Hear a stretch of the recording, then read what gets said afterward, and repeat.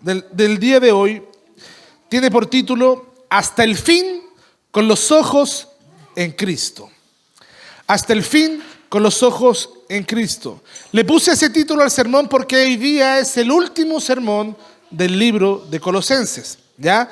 Por lo tanto, te invito a abrir tu Biblia en Colosenses capítulo 4, versículos del 15 al 18, que son los últimos versículos de esta epístola escrita por el apóstol Pablo. Colosenses 4, 15 al 18. Dice así la palabra del Señor. Dice: saludad a los hermanos que están en la Odisea y a Ninfas y la iglesia que está en su casa. Cuando esta carta haya sido leída entre vosotros, haced que también se lea en la iglesia de los laodicenses, y que la de la Odisea la leáis también vosotros. Decida a Arquipo: mira que cumplas el ministerio que recibiste en el Señor. La salutación de mi propia mano de Pablo. Acordaos de mis prisiones. La gracia sea con vosotros. Amén y amén. Ese es el pasaje que vamos a examinar hoy día. El sermón, como ya lo dije, tiene por título Hasta el fin con los ojos en Cristo. Y bueno, hoy llegamos al final de nuestra travesía por la carta de Colosenses. Hermanos, estuvimos casi un año metidos en una carta como Colosenses, que es una carta de 4 capítulos. Así que imagínense todo lo que se puede extraer de una simple carta, hermanos amados. Hemos recorrido versículo a versículo de manera expositiva este poderoso testimonio que nos habla de la gloria, la suficiencia y la preeminencia de Cristo sobre todas las cosas, visibles e invisibles, sean tronos, sean potestades, sean principados. Cristo domina y gobierna sobre todas las cosas. Desde las alturas de la eternidad, donde Cristo es proclamado como el creador y sustentador de todo, hasta los asuntos más cotidianos de la vida familiar, laboral y comunitaria. Todo eso hemos visto en esta carta. Y Pablo nos ha mostrado que Cristo, como dice Colosenses 3, versículo 11, es el todo en todos. Cristo es todo en todos nosotros, ¿verdad? Y sin embargo, esta carta no termina con un asombroso milagro, ¿verdad? Narrando un glorioso milagro, ni con una gran enseñanza teológica. Esta carta, hermanos amados, termina simplemente con saludos personales, ¿verdad? Saludos personales, instrucciones breves y una despedida escrita desde la cárcel. ¿Ya? A simple vista, amada iglesia, pareciera ser un cierre sin importancia, pero es precisamente aquí donde descubrimos cuestiones vitales para nuestra vida. Por ejemplo, ¿qué hacemos nosotros con la verdad cuando una vez que el sermón se acaba y se termina? ¿Qué hacemos nosotros cuando nos vamos de la iglesia, nos vamos del culto, mejor dicho, y el sermón ya ha concluido? ¿Cómo vivimos a Cristo cuando la carta se ha leído y la iglesia se va a su casa? ¿Quién es Cristo para ti y para mí ahora que hemos escuchado cada palabra de Cristo, ¿verdad? O cada palabra de esta carta que nos invita a conocer más a Cristo. Hermanos, Jesús nos enseñó, ¿verdad?, que cuando se siembra la palabra, no todos los corazones la reciben igual. En la parábola del sembrador, solo una parte de la semilla cayó en buena tierra y dio fruto. Hoy día, cuando cerramos Colosenses, nos debemos volver a preguntar una vez más: ¿ha caído esta carta en una tierra fértil que es mi corazón? ¿Estás dando fruto que permanece para Cristo? La pregunta que Pablo nos deja hoy, sin decirla directamente, es esta misma que el Señor Jesús le dijo a sus discípulos: ¿quién dice la gente que soy yo? Y los discípulos decían, algunos dicen que eres el profeta Elías, otros dicen que eres un profeta, ¿verdad? Bueno, ¿y ustedes? ¿Quién soy yo para ustedes? Y ahí el apóstol Pedro, inspirado por el Espíritu Santo, dice: tú eres el Cristo, el Hijo del Dios, ¿verdad? La pregunta con la que queremos terminar esta serie es: ahora, después de todo esto, ¿quién es Cristo realmente para ti? Veamos primeramente el punto número 1, que vamos a leer el versículo 15 y 16. Cristo gobierna su iglesia por su palabra. escuche bien, si bien es cierto, hermanos amados, que Dios ha instituido, ¿verdad? En un principio apóstoles, profetas, también en estos tiempos tenemos oficios más ordinarios como pastores, ¿verdad? Maestros, ¿verdad? Evangelistas, etcétera. No obstante, hermanos amados, su iglesia no está o no debe ser gobernada fuera de la palabra. Es Cristo quien gobierna por su palabra. Es la que toma las decisiones, es la Biblia.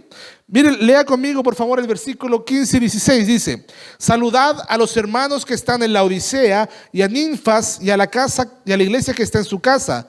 Cuando esta carta haya sido leída entre vosotros, haced que también se lea en la iglesia de los laodicenses, y que la de la Odisea la leáis también vosotros. Hermanos, estos saludos finales, aquí Pablo no está cerrando simplemente de manera formal, está revelando dos pilares que son fundamentales, ¿verdad?, para la vida cristiana. Uno, la comunión de los santos, y dos, la centralidad de la palabra. Todo esto bajo el señorío de Cristo. Cristo gobierna en la comunidad de los santos por su palabra. Fíjese bien, Cristo está presente donde su pueblo se reúne en su nombre. Pablo menciona a Ninfas, ¿verdad? Pablo menciona el nombre de Ninfas, de quien no sabemos casi nada. Sabemos muy poco, excepto algo muy importante. ¿Qué cosa? Había una iglesia que se reunía en su casa. Y en los primeros siglos, cuando el cristianismo aún no era autorizado, ¿verdad?, era perseguido y no estaba institucionalizado, la iglesia florecía en los hogares. Así fue en la Odisea, en Corinto, en Roma y también en la casa de Filemón. Todo eso está estipulado en las Escrituras. Y esto es importante, hermanos amados, porque debemos recordar constantemente, hermanos amados, que un lugar físico no es lo esencial. Lo esencial es que Cristo sea el centro de la iglesia, de la comunidad. No se trata de edificios o majestuosas estructuras, aunque es legítimo desear un edificio destinado exclusivamente para la adoración a Dios, completamente legítimo, pero de lo que realmente se trata es de que nuestras comunidades sean un lugar donde Cristo reine y gobierne por medio de su palabra. Hermanos, Ninfas, no sabemos mucho de él, quizás no predicaba, pero abrió su casa para que Cristo fuera adorado, ¿verdad? Para que Cristo sea predicado. Su hogar se convirtió en un sentido, en un lugar sagrado, no por su tamaño, sino porque allí Cristo era glorificado en medio de su pueblo. Pregunta: ¿es tu hogar un lugar donde Cristo es bienvenido?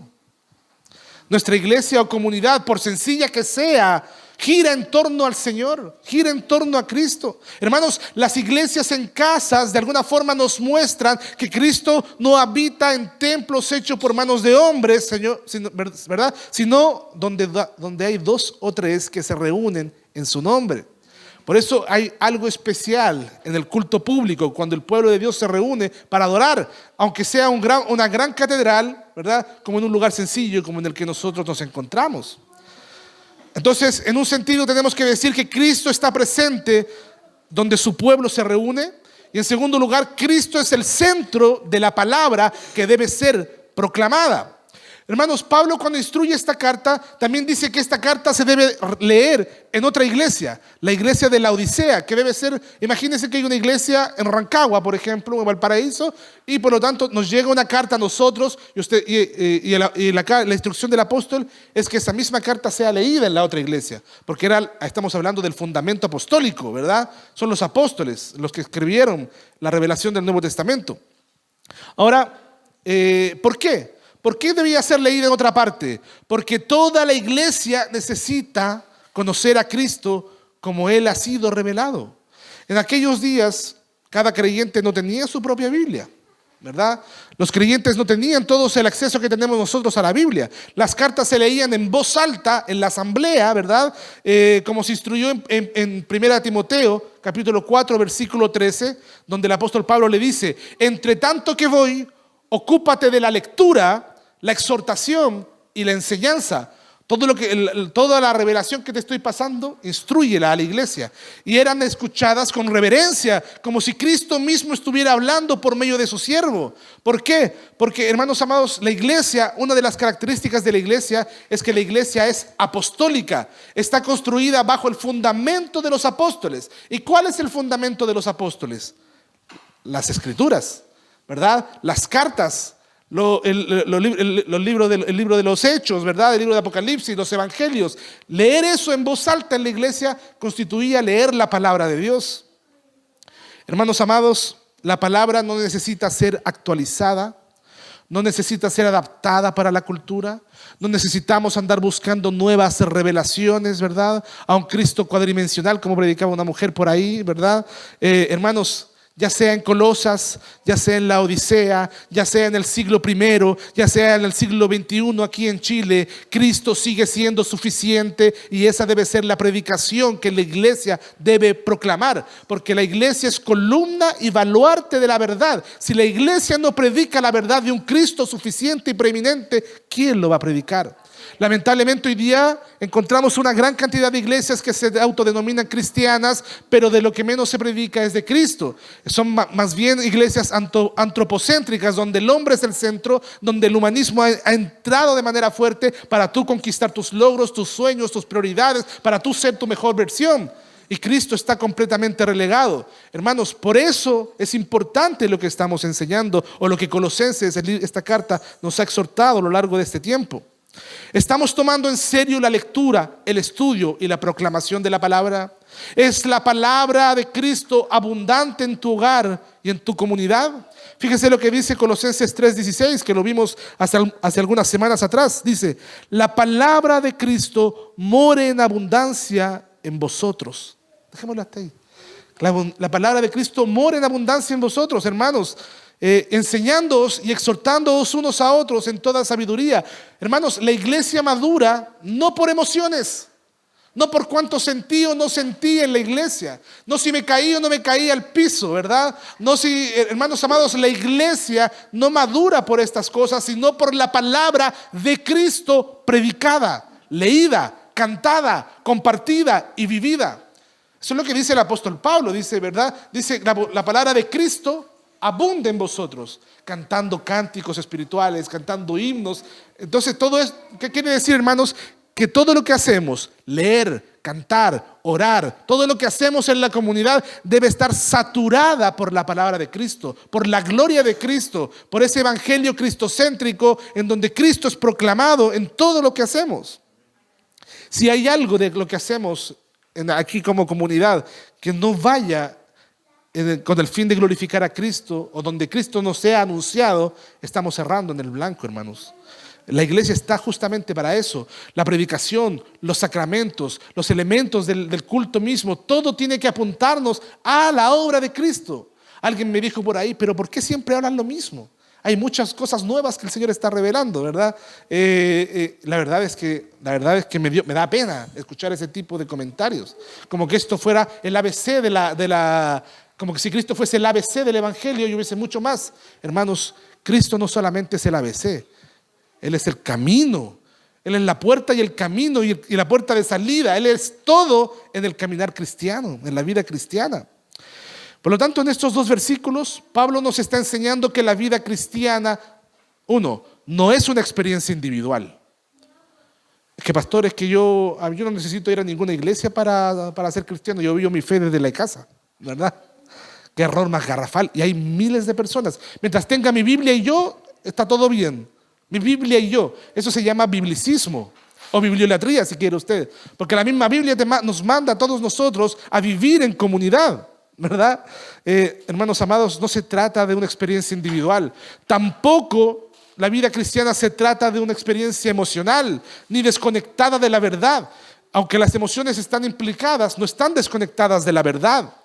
Hermanos, es una vida vivida en comunidad y bajo la palabra, la autoridad de la palabra. Recuerden que los reformadores enseñaron que una de las características de la verdadera iglesia es la predicación fiel de la palabra. Por lo tanto, la comunidad y la verdad de la palabra deben estar unidas. Una comunidad, por muy linda que sea, donde no se proclama la palabra de Dios con fidelidad, no es una iglesia verdadera. O alguien que crea que tiene la verdad ahí en su cuarto con páginas, ¿verdad?, sin congregarse, tampoco está siendo parte de una iglesia verdadera. Son dos elementos fundamentales: la comunidad, la palabra. Y Cristo, hermanos, es el Señor en ambos aspectos. Él es el Señor de la iglesia y gobierna por su palabra. Él está en medio de la iglesia reunida. Él está aquí con nosotros, hermanos. Él lo prometió y cantábamos: sus promesas fieles son. Hermanos, Él está en medio de la iglesia reunida, aunque sea en un salón humilde. Y Él es la voz que resuena cada vez que su palabra es abierta. Cada vez que un predicador abre la boca para leer las Escrituras, es Cristo mismo hablándonos a nosotros, ¿verdad? El ministro no es más que un intermediario, ¿verdad? Es aquel simplemente que está al servicio para proclamar la palabra de Dios. Como un segundo punto de este sermón, el versículo 17 y 18 nos lleva al punto de que Cristo es la plenitud que sostiene a sus siervos y fortalece en las cadenas. Es Cristo quien sostiene a sus siervos y fortalece las cadenas. La carta termina con una exhortación directa. Y directa a un hombre llamado Arquipo. Fíjense bien, leámoslo por favor, el versículo 17. Dice: decid a Arquipo, mira que cumplas el ministerio que recibiste en el Señor. Hermanos amados, ¿cuántos hombres, lamentablemente, una vez que ponen las manos en el arado, ¿verdad?, miran para atrás y abandonan el ministerio por diversas causas?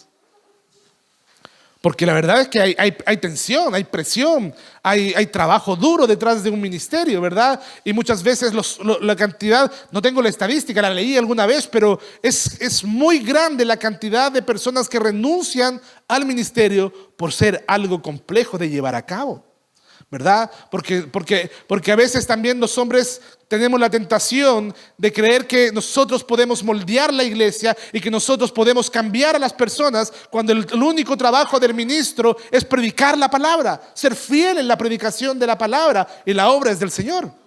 Si usted está aquí, no es porque yo hable muy bonito, ni porque yo sea una linda persona. Usted está aquí, si usted ha permanecido en la fe, es porque el Espíritu Santo ha trabajado en su vida, alimentándose por medio de la predicación de la palabra. Aquí tenemos a Arquipo. Es probable que Arquipo fuera hijo de Filemón y pastor de la iglesia que se reunía en su casa. Eso lo vemos en Filemón capítulo 2. Pero lo que sí sabemos es que Pablo lo llama públicamente a cumplir el ministerio que recibió del Señor. Y ojalá, este es un pasaje que todo pastor debe leer cada cierto tiempo. Mira que cumplas tu ministerio, ¿verdad?, para el cual el Señor te llamó. Esto implica que el ministerio no es una obra humana. El ministerio no es una obra humana, sino un encargo divino, un llamado del Señor. No es algo que hacemos para Dios, sino es algo que Dios hace en y a través de nosotros. Fíjese bien, escuche bien. Todo lo que usted y yo hacemos, especialmente los ministros, lo que hacemos en el contexto de la comunidad, no es algo que Dios hace, ¿verdad? No es algo que hacemos para Dios, es algo que Dios hace en nosotros y a través de nosotros. Tal vez Arquipo estaba desanimado. Capaz que fue el primer pastor deprimido, ¿verdad?, de la era de la iglesia, no lo sabemos. Han pasado tantos, ¿verdad? O simplemente estaba cansado, ¿verdad? Me confieso, cuántas veces me he sentido cansado, ¿verdad? Agotado, ¿verdad? Mental, físicamente, hermanos amados. Pero la verdad es esta, hermanos. Pablo no lo regaña, no lo reta, sino que le recuerda una verdad que es importante. El Señor te dio este ministerio. Es como la parábola de los talentos, ¿verdad? ¿Qué hiciste con lo que el Señor te dio, verdad? Y Él te recuerda para cumplirlo, ¿verdad? Y aquí una vez más suena el eco de Colosenses capítulo 2, versículo 10. Estamos completos en Cristo. Capítulo 1, versículo 29 de Colosenses. Él es quien nos capacita para toda buena obra. En el fondo, el ministerio que tú tienes te lo ha dado Dios, ¿verdad? Y por lo tanto, Él es el que sostiene, el que debe sostener tu ministerio, no tú, ¿verdad? Porque muchas veces uno con sus propias fuerzas trata de hacer todo. Cristo no solamente es digno de ser predicado, Él es suficiente para sostener al que predica, al que lo predica.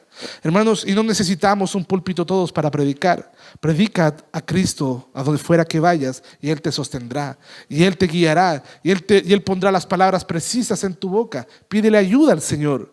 Nosotros no cumplimos el ministerio por adición. ¿Qué significa eso? Buscando recursos fuera de Cristo, sino por apropiación, tomando de la plenitud que ya tenemos en Cristo.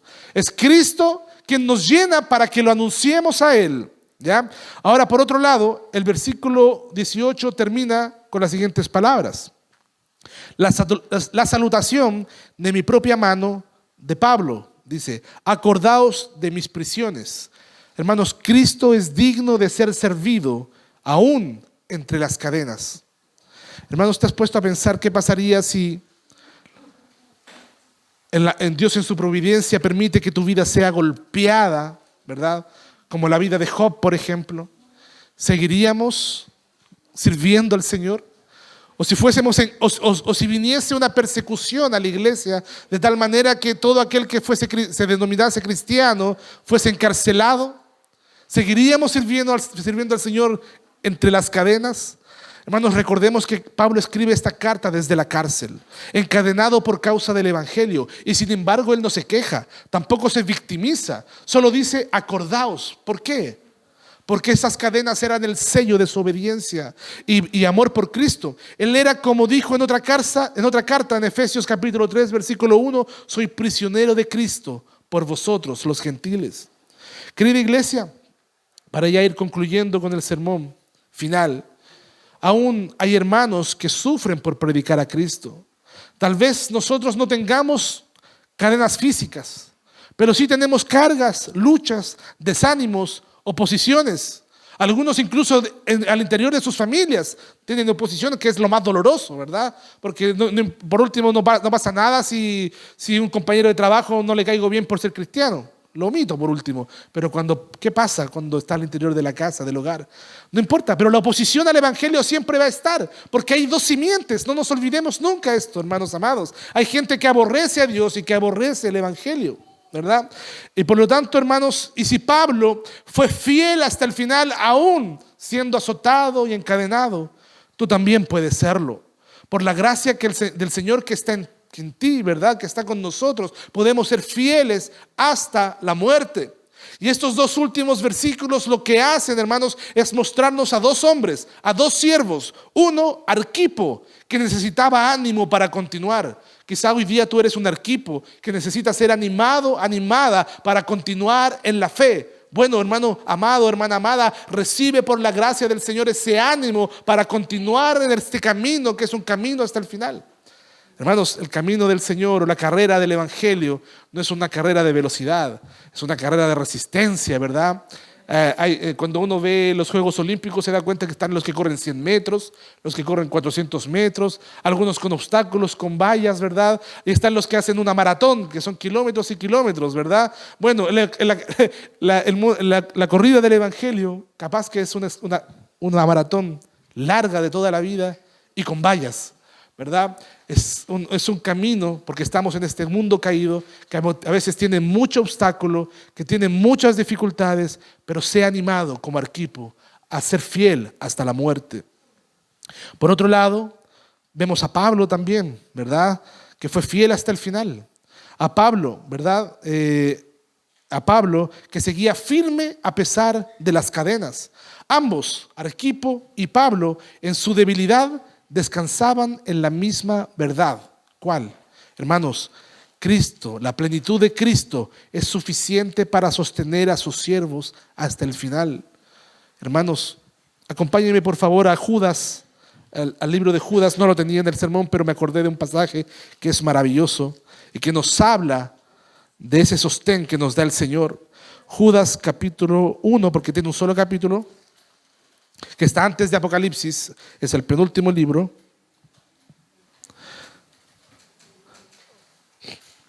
Versículo 24. Y leamos el 25 para glorificar a Dios. Escuche bien lo que dice este versículo. Dice, y aquel que es poderoso para guardarnos sin caída y presentarnos sin mancha delante de su gloria con gran alegría. A Él, al único y sabio Dios, nuestro Salvador, sea la gloria y majestad, imperio y potencia, ahora y por todos los siglos. Amén. Hermanos, hay uno que es poderoso para guardarnos sin caída. Sea yo un Arquipo o sea yo un Pablo, hay uno que es poderoso para guardarnos sin caída hasta el final y presentarnos ante Dios sin mancha.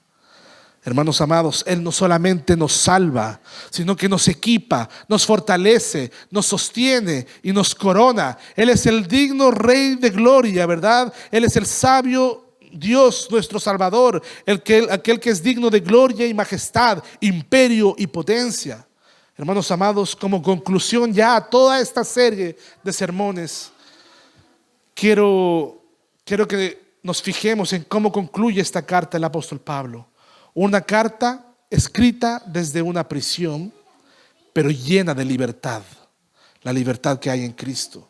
Hermanos, no importa si vas a acostarte en un palacio o en un pequeño departamentito, ¿verdad? Con algunas carencias. No importa si andas en un auto Lamborghini, ¿verdad? O en un auto 0 kilómetros, o andas a pie para llegar al culto, al trabajo. No importa, hermano amado, si has conquistado todo el éxito que este mundo te ofrece, ¿verdad? O si no has logrado muy poco y te sientes a lo mejor menoscabado por ello. Hermano amado, hermana amada, Pablo desde la prisión escribe una carta llena de libertad en Cristo. Una carta dictada con cadenas en los brazos, pero con el alma llena de la gloria de Cristo. Hermano, ¿cómo alguien puede transmitir semejante doctrina acerca de la preeminencia de Cristo cuando su siervo está encadenado?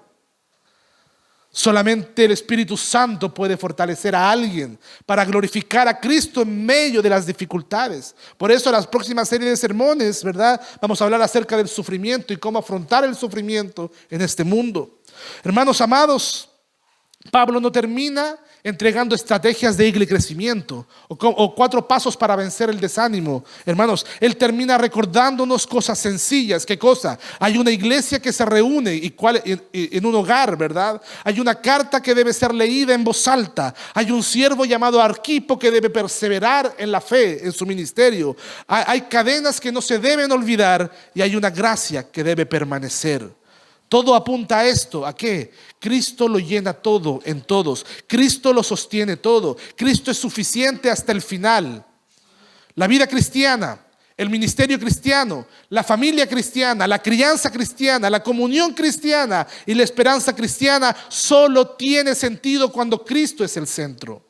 Y esa es la semilla que ha sido sembrada durante toda esta serie de sermones. Por eso, hermano amado, esta serie se llamó La preeminencia de Cristo sobre la iglesia. Y esa es la palabra que oramos, ¿verdad?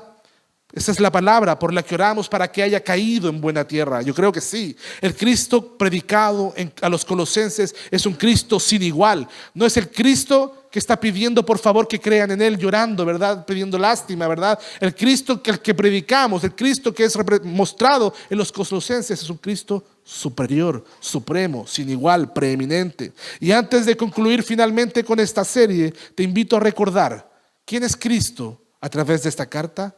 Bueno, según Colosenses 1:15, Cristo es la imagen del Dios invisible, el primogénito de toda creación. Según el versículo 16 y 17, dice que por Él fueron creadas todas las cosas, visibles e invisibles, ¿verdad? Todo subsiste en Él. Según el versículo 18, Cristo es la cabeza del cuerpo que es la iglesia. Según el versículo 20, Él es el reconciliador por medio de la cruz, haciendo la paz con el Padre. Según el versículo 19, en Él habita toda la plenitud de la divinidad.